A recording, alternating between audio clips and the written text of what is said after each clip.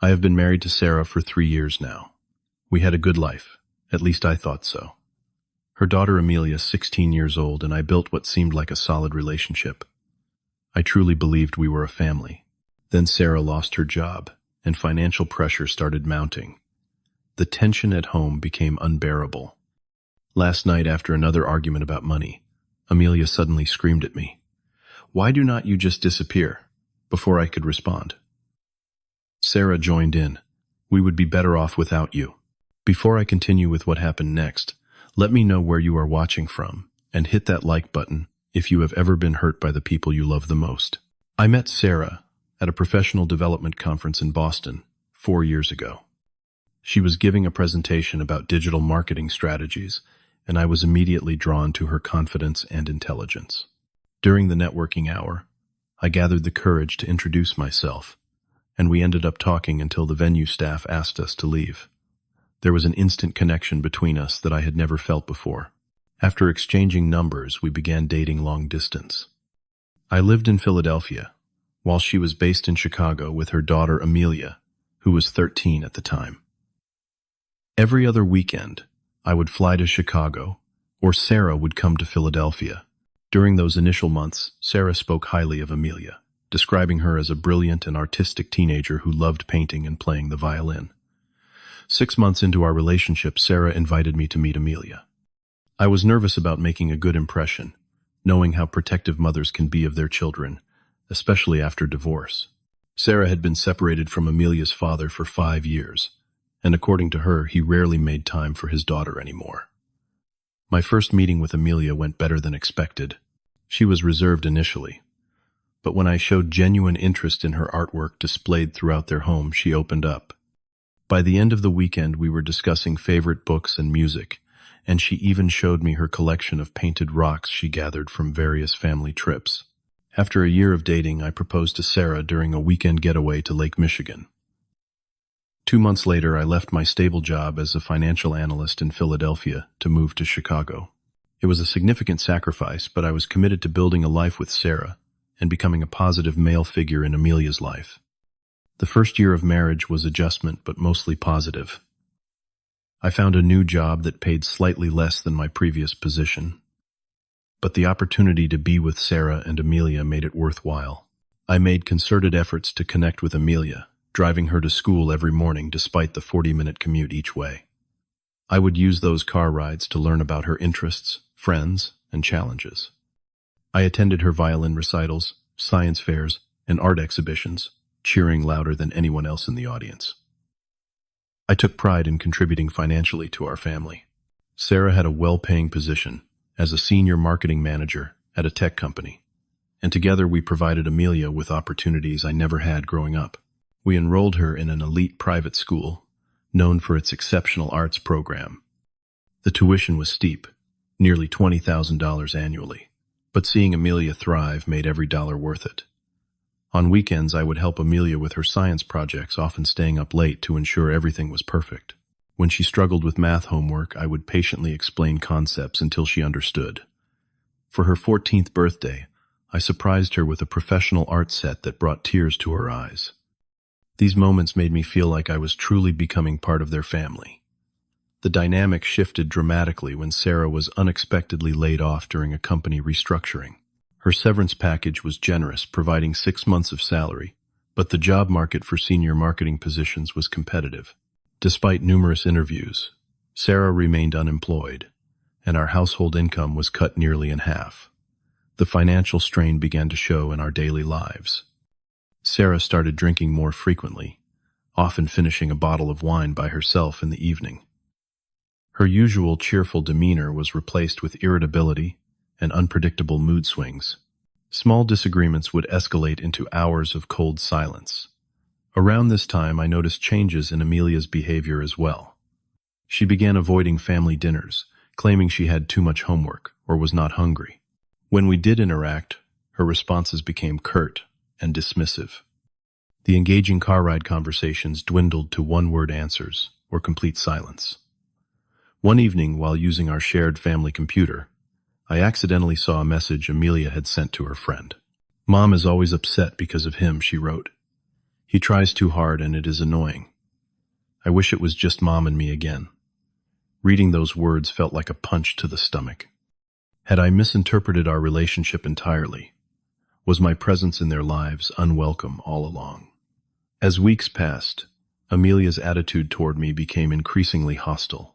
She began critiquing everything I did, from the way I cooked breakfast to how I pronounced certain words.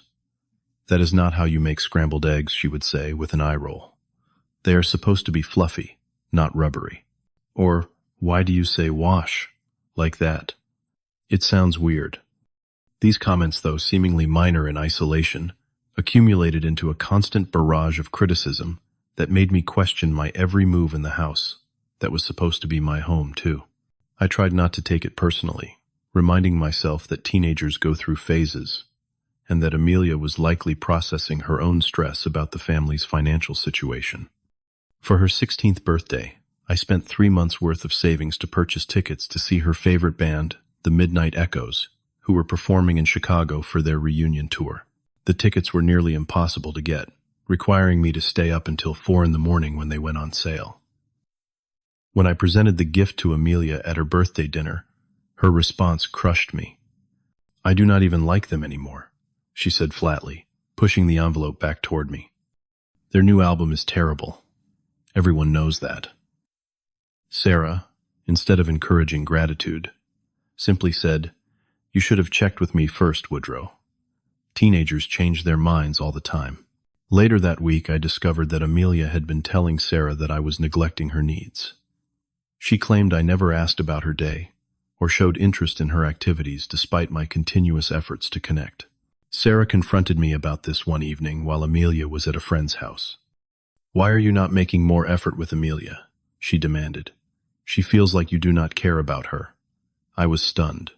"Sarah, I drive her to school every day. I help with her homework. I attend all her events. How can she possibly feel neglected?" "Well, that is how she feels," Sarah responded dismissively. "Maybe you are not as attentive as you think you are." This conversation was the first clear indication that Sarah was choosing to believe Amelia's perspective without question, creating a united front against me. The situation escalated when I came home early from work one day and found Amelia had invited several friends over without permission.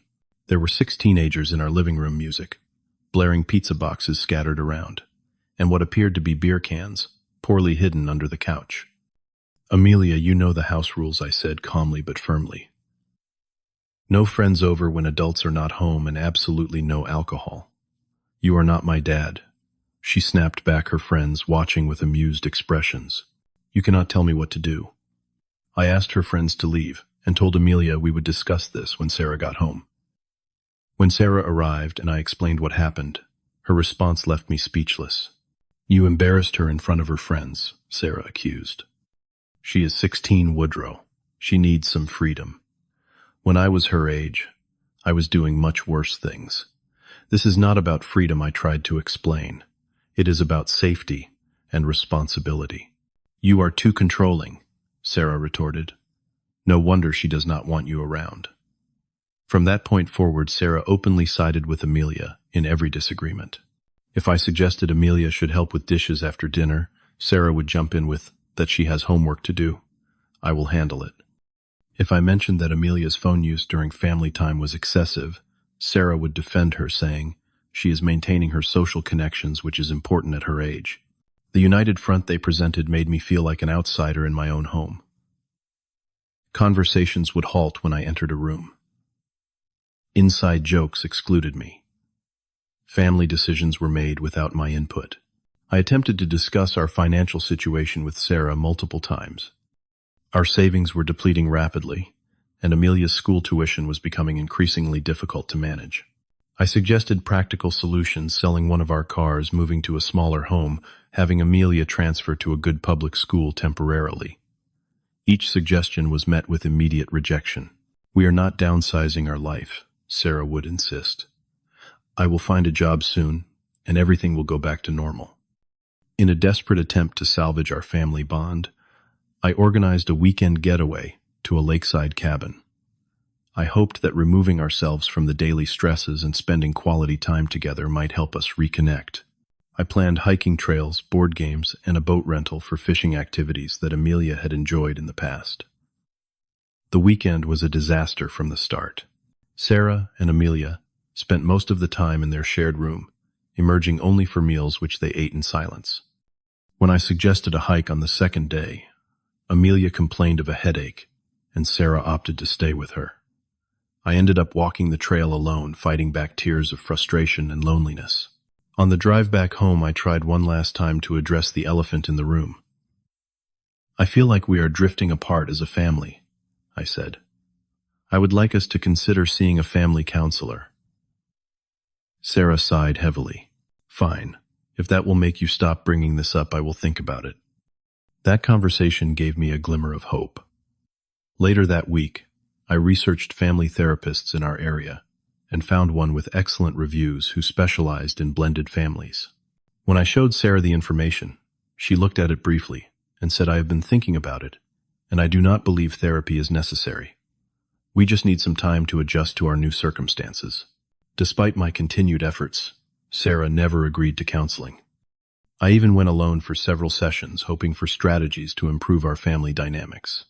The therapist suggested family meetings, clear communication of expectations, and quality one-on-one time with both Sarah and Amelia. I tried implementing these suggestions, but without Sarah's support, they fell flat. The tension at home continued to build like a pressure cooker, with no release valve. Something had to give.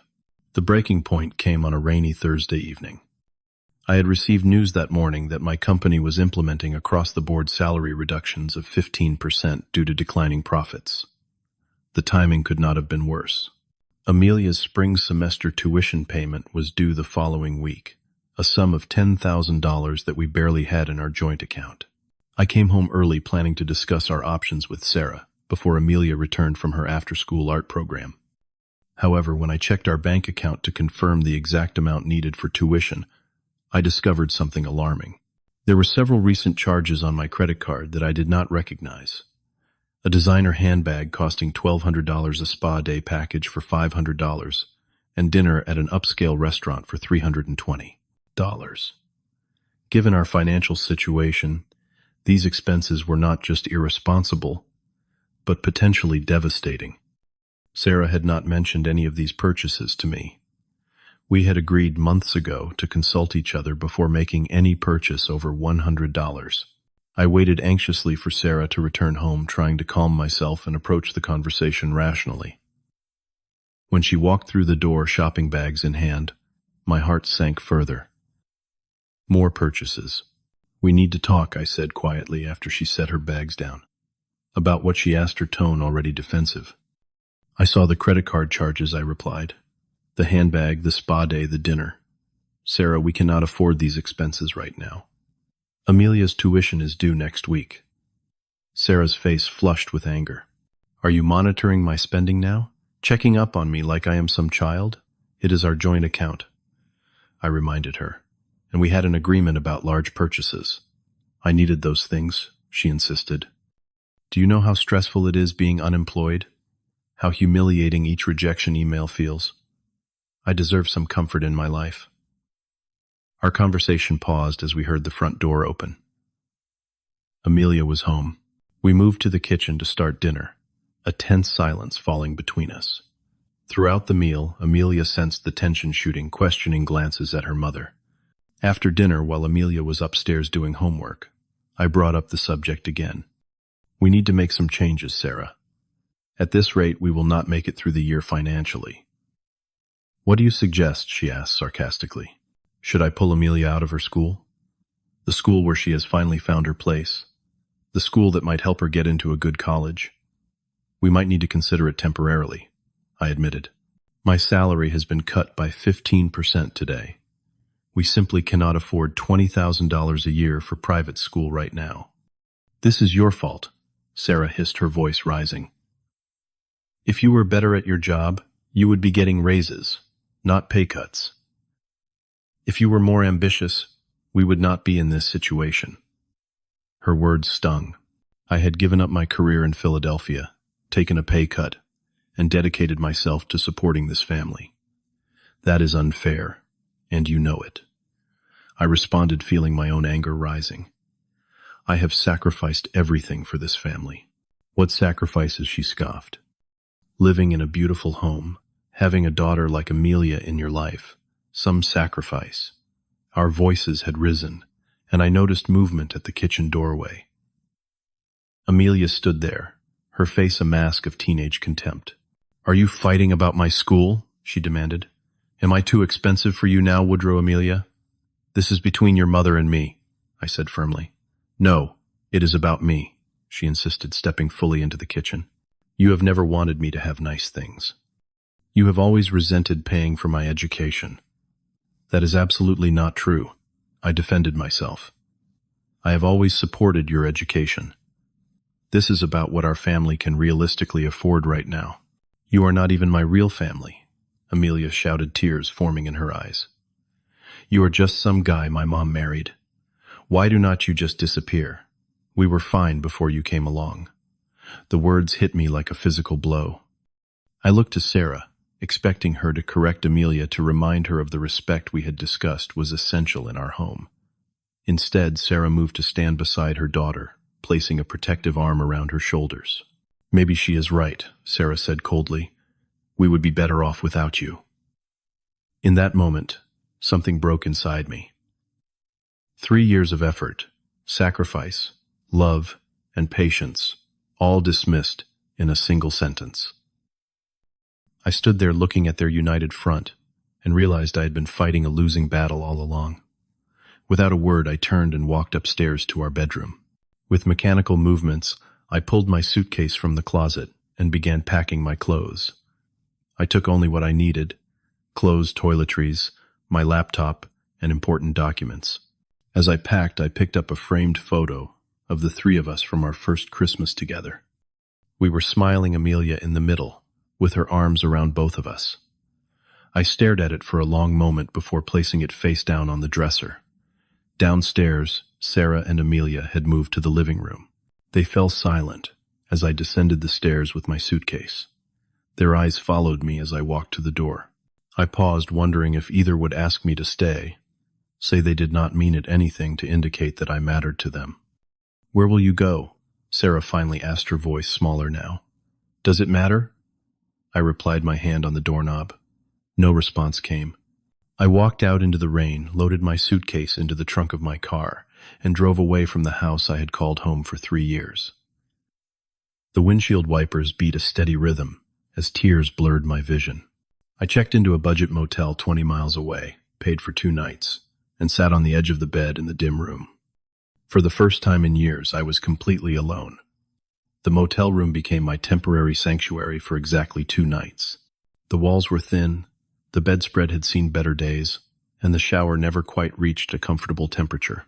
Yet there was something freeing about the anonymity of the place. No expectations, no criticism, no walking on eggshells. On the 3rd day, I secured a small 1-bedroom apartment near my workplace. The rent was reasonable, and the location would save me gas money. The landlord, an elderly man named Frank, seemed to recognize something in my expression when I explained I needed a place immediately. Relationship troubles, he asked as he handed me the keys. Something like that, I replied. Been there, he nodded sympathetically. This place is not much, but it is quiet. Sometimes that is what a man needs most. He was right. The apartment was basic. Beige walls, laminate countertops, and carpet that had been cleaned but still showed signs of previous tenants. I purchased an air mattress, a folding table, and 2 chairs from a discount store. My new home was a far cry from the comfortable house I had shared with Sarah and Amelia, but it was mine. The first week passed in a blur of work and adjustment. I threw myself into my job, volunteering for extra projects and staying late at the office. My colleagues noticed the change but respected my privacy enough not to ask questions. My boss, impressed by my sudden increase in productivity, mentioned potential opportunities for advancement if I maintained this level of commitment. At night, I would return to my sparse apartment microwave whatever frozen meal I had picked up and fall into an exhausted sleep. I avoided checking social media, knowing I might see updates from Sarah or Amelia that would only reopen wounds that had barely begun to scab over. Despite our separation, I continued to transfer money into our joint account. Not as much as before given my reduced salary, but enough to cover the mortgage and utilities. I did not want Amelia's life disrupted more than necessary. The school tuition payment, however, remained untouched in my personal savings account. That ball was in Sarah's court now. Several mutual friends reached out during this time. Messages and calls asking what happened if we were really separating, if there was anything they could do. I declined most calls and responded to messages with vague assurances that I was fine. The truth was too raw, too complicated to explain in text messages or brief conversations. One evening, my phone rang with a call from Thomas, Sarah's brother. We had always gotten along well, and he had welcomed me into their family from the beginning. I hesitated before answering. "Woodrow," he said when I picked up. "Man, what is going on, Sarah? Is not saying much, but this does not sound like you." "Did she tell you what she and Amelia said to me?" I asked. A pause. "Not specifically, no. Just that there was a fight about money, and you walked out." I laughed humorlessly. "That is one way to put it." "Look," Thomas continued, "whatever happened, you guys can work through it. Sarah has always been stubborn and Amelia is at that difficult age. But they need you. They made it very clear they do not," I replied. "Give it time," he advised. "Cool heads will prevail."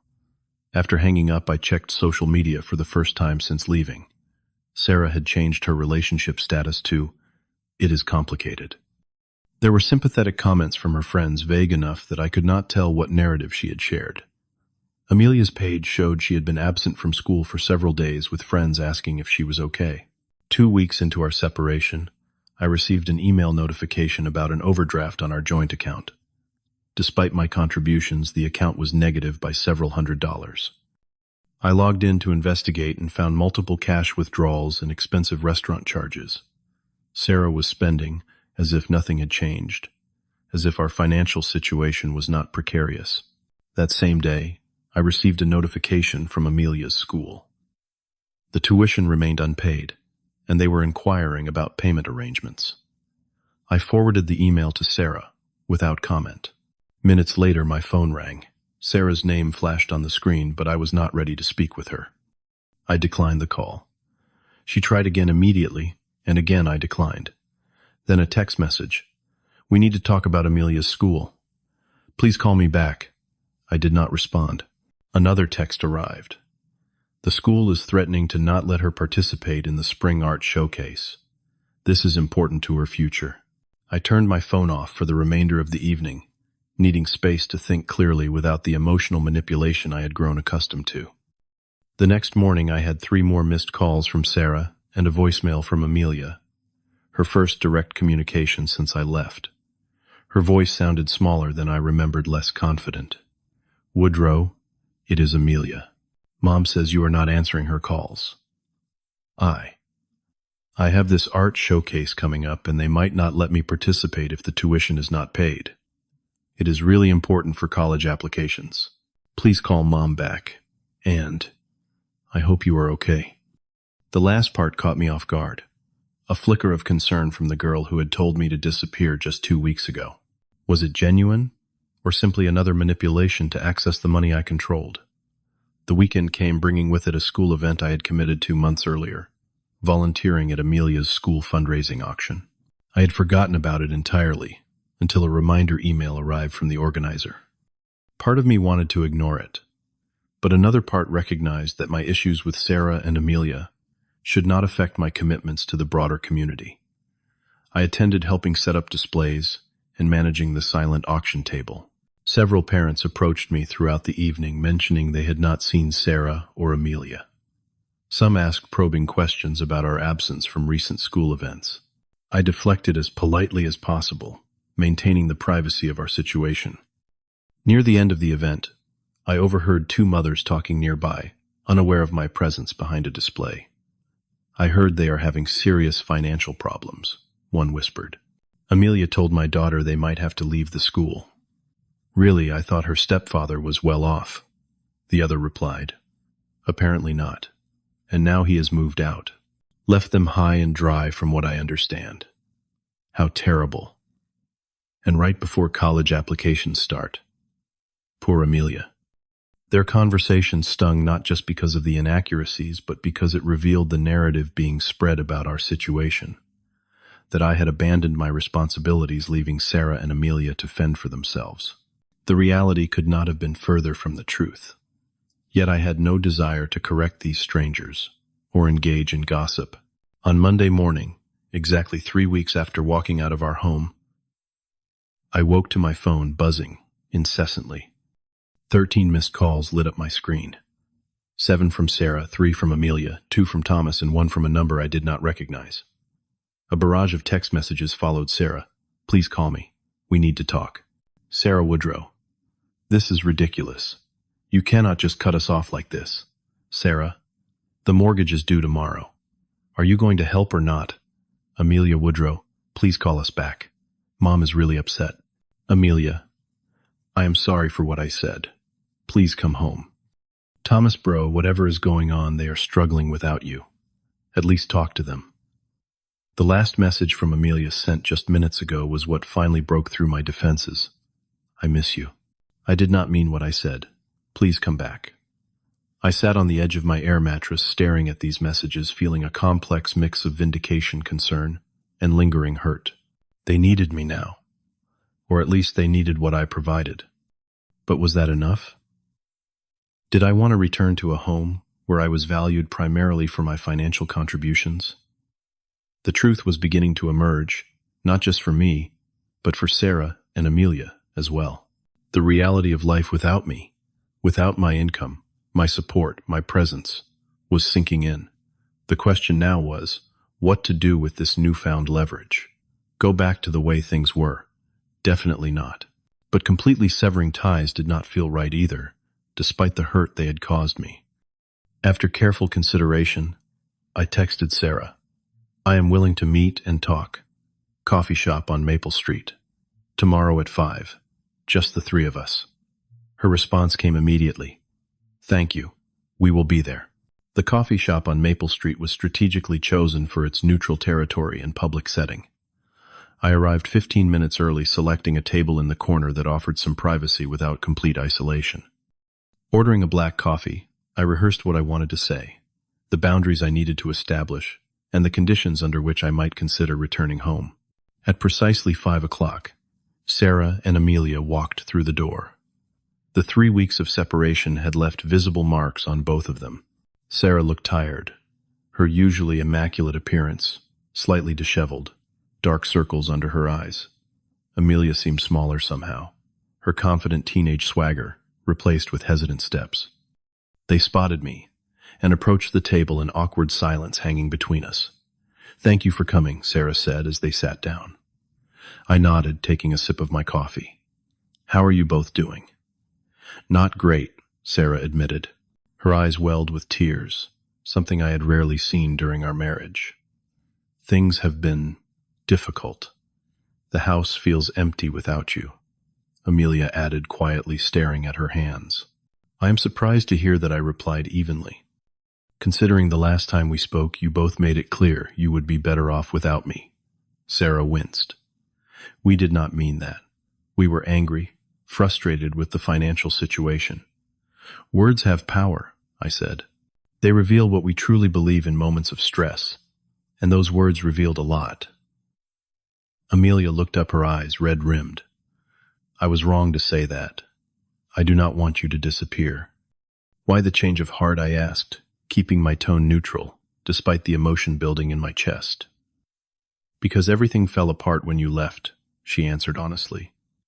Mom cries all the time. The bills keep coming. The school sent me home with a notice about unpaid tuition. Nothing works right without you. So you miss what I provide, not necessarily me, I clarified. No, Amelia protested. I mean, yes, those things are important, but it is more than that. The house does not feel like home anymore. There is no one to ask about my art projects, or help with my calculus homework, or just be there. Sarah reached across the table, her hand stopping short of touching mine. Woodrow, we were horrible to you. I cannot justify what we said or how we treated you. I let my frustrations about being unemployed affect how I saw everything. Instead of being grateful for your support, I resented depending on you. and I encouraged Amelia's disrespect instead of correcting it.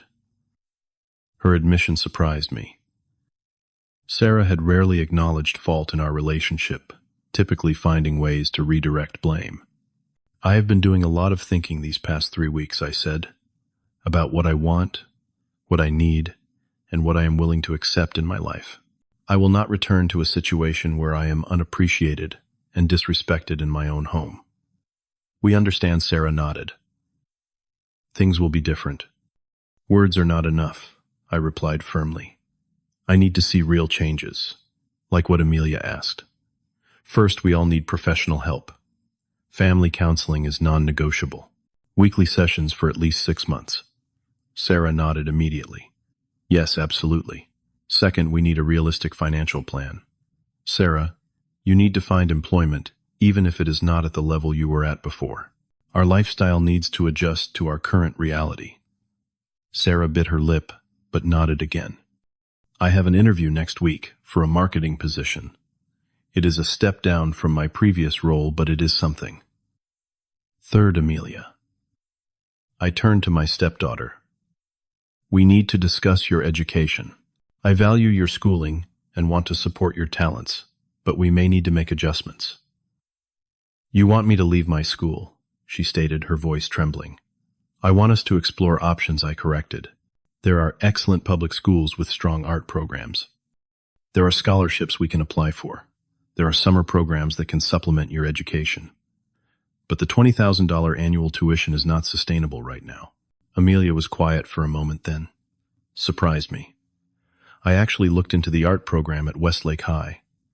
It is pretty good, and it is public.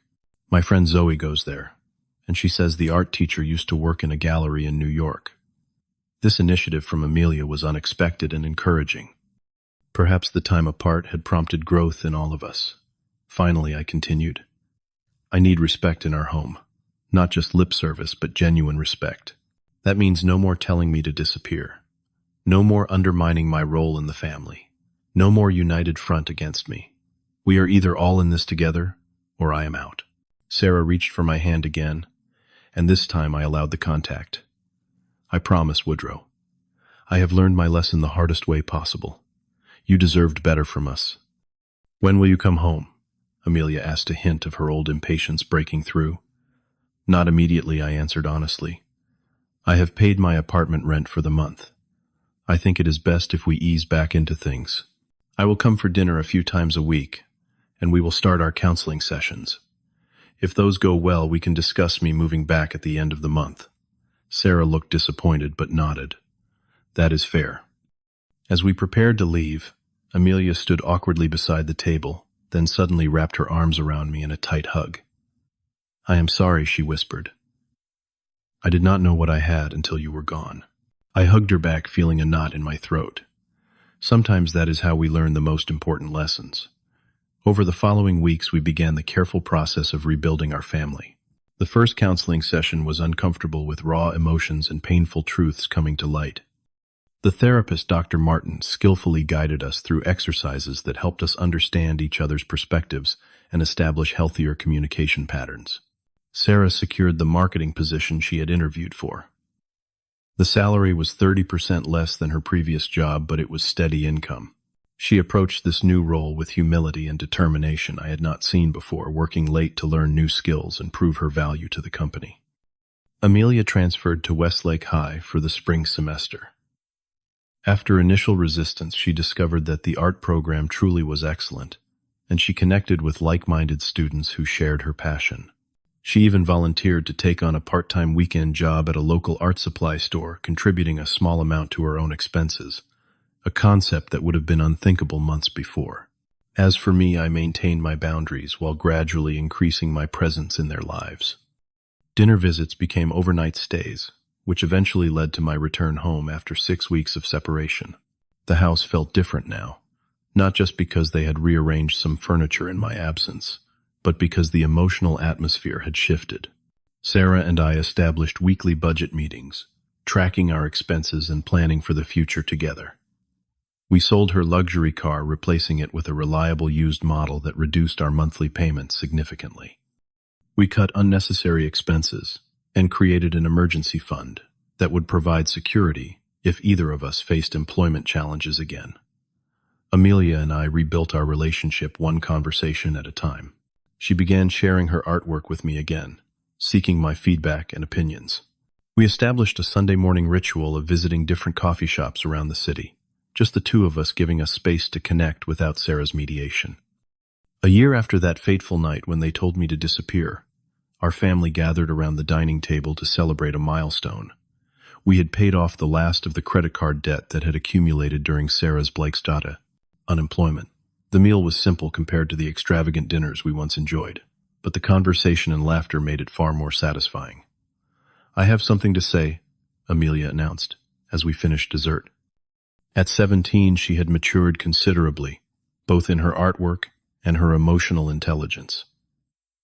"A year ago, I said terrible things to you, Woodrow. I wanted to formally apologize again, now that I truly understand what I did." "You've already apologized, Amelia," I assured her. "Many times." "Yes, but I want to say this properly." She took a deep breath. "You chose to be my stepfather. You chose to love me and support me. And instead of appreciating that choice, I treated it as an obligation. I see now how special it is to have someone choose to be in your life to love you when they do not have to."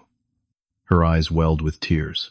"Thank you for choosing to come back to us, even after we gave you every reason to stay away." Sarah squeezed my hand under the table, her own eyes glistening. "Family is not just about blood or legal documents," I replied. "It is about showing up for each other, especially when it is difficult. It is about respect and appreciation, and working through the hard times together." That night, as Sarah slept beside me, I reflected on the journey of the past year. The pain of that night had not disappeared entirely. Such wounds never heal without leaving scars. But those scars served as reminders of the lessons we had learned, that love without respect is hollow, that appreciation must be expressed to be meaningful, and that sometimes walking away is necessary for everyone to recognize what truly matters. If you have ever had to set difficult boundaries with those you love, I would like to hear your story. How did you balance self-respect with the desire to maintain important relationships? Share your experiences in the comments below. And if this story resonated with you, please hit the like button, subscribe to hear more real-life experiences, and share this with someone who might need to know they are not alone in facing family challenges. Thank you for listening to my story. And remember, sometimes the hardest decisions lead to the most necessary growth. We all deserve to be valued in our relationship.